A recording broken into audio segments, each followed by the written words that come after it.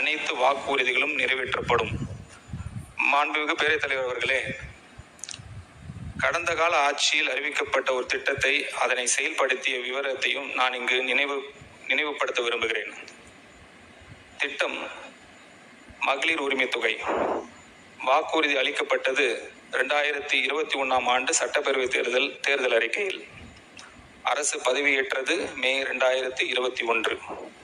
முதல் நிதிநிலை அறிக்கை அவங்க சப்மிட் பண்ணது ஆகஸ்ட் 2021. திட்டத்துக்கு ஒதுக்கீடு எதுவும் செய்யலை.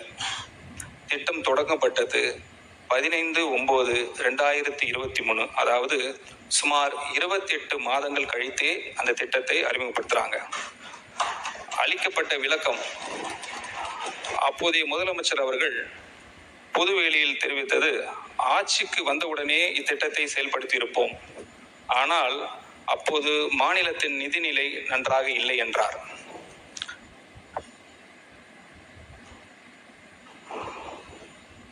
மாண்புமிகு பேரவைத் தலைவர் அவர்களே, இப்பேரவையில் எழுப்பப்பட்ட கேள்வி திட்டங்களின் அடிப்படை தன்மையில் எந்த மாற்றமும் இல்லாமல் அவற்றின் பெயர்கள் மட்டும் மாற்றப்பட்டுள்ளன என்பதாகும்.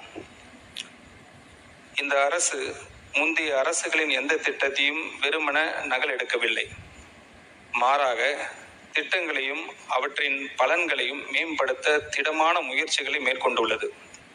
உதாரணமாக, வெற்றி வீடு திட்டத்தின் கீழ் முந்தைய அரசு வழங்கிய 3.1 லட்சம் ரூபாயிலிருந்து வீடு ஒன்றுக்கான அலகு தொகை 5 லட்சம் ரூபாயாக உயர்த்தப்பட்டுள்ளது.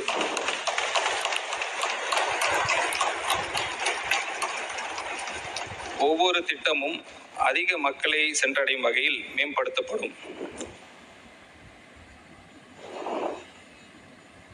மாண்புமிகு பேரவைத் தலைவர் அவர்களே, இப்பேரவையில் எழுப்பப்பட்ட கேள்வி மூலதன செலவினம் தொடர்பானது. ஐபியில் ஏற்கனவே வழங்கப்பட்டதை விட மூலதன செலவினத்திற்கான ஒதுக்கீடு ஏன் குறைவாக இருந்தது? முந்தைய அரசு மூலதன செலவினத்தின் நியூமெரிக்கல் வேல்யூஸ் மட்டுமே பார்த்தது. தளத்தில் ஆன் கிரவுண்ட் உருவாக்கப்பட்ட மூலதன செலவினத்தின் உண்மையை மதிப்பை ஆக்சுவல் வேல்யூஸ் அல்ல. தயாரிக்கப்பட்ட மதிப்பீடுகள் அதிகமாக மதிப்பிடப்பட்டன என்பதும், டெண்டர்களை உறுதி செய்வதில் ப்ரீ டிட்டர்மினேஷன் மற்றும் கேட்டலைசேஷன் இருந்தது என்பதும், லெட்டர் ஆஃப் அவார்ட் மதிப்பிடப்பட்ட தொகையை விட அதிகமாக இருந்ததும், premium over the estimates prepared and sanction என்பதும் இஸ் அன் ஓப்பன் சீக்ரெட். முந்தைய அரசு டெண்டர் வழங்குவதில் செய்த முறைகேடுகளை ஒவ்வொன்றாக நாங்கள் ஆராய தொடங்கியுள்ளோம். இருக்கு சார், ஆதாரம் இருக்கு, சொல்லிடுறோம். உண்மையான மதிப்புள்ள மூலதன பணிகளை உருவாக்க எங்கள் அரசு உறுதியுடன் செயல்படும். மேலும் ரிவைஸ் பட்ஜெட் எஸ்டிமேட் 2026-27 மூலதன செலவினத்தின் கேப்ஸ் வளர்ச்சி கேபிட்டல் எக்ஸ்பெண்டிச்சர் முந்தைய நிதி ஆண்டின் உண்மையான வளர்ச்சி விகிதத்தை விட அதிகமாக உள்ளது. அதுக்கு ஒரு எக்ஸாம்பிள் சொல்லிடுறேன். 2024-25 செலவினம் 47,101 கோடி. 2025-26 துணை நடப்பு கணக்குல 51,225 சொல்லியிருக்கிறாங்க. அதோட வளர்ச்சி வீதம் பார்த்தீங்கன்னா 8.74%. அதே ரிவைஸ்ட் பட்ஜெட்ல 2026-27 நாங்க இப்ப சப்மிட் பண்ணதுல 56,985 கோடி, அதாவது கிட்டத்தட்ட 11.25% கிட்டத்தட்ட வளர்ச்சி. அது இது தொடர்பாக 2021 ஆண்டு ஆட்சி மாற்றம் ஏற்பட்ட சூழ்நிலையில் நடந்த நிகழ்வுகளையும் ஒப்பிட்டு நினைவு கூற விரும்புகிறேன்.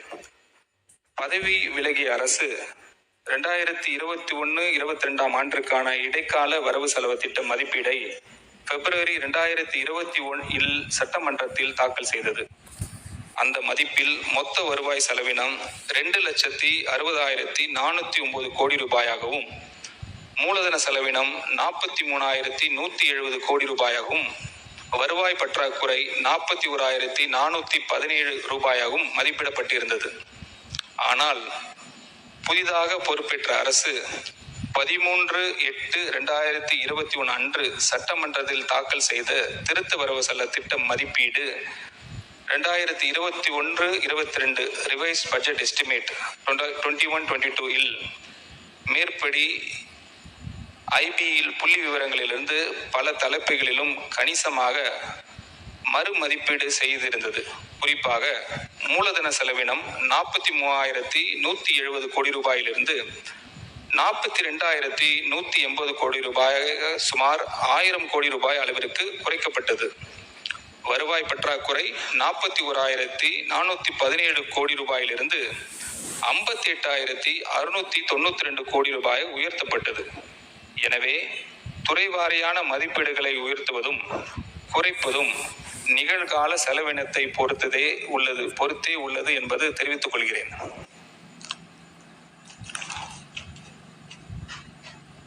மாண்புமிகு பேரவைத் அவர்களே,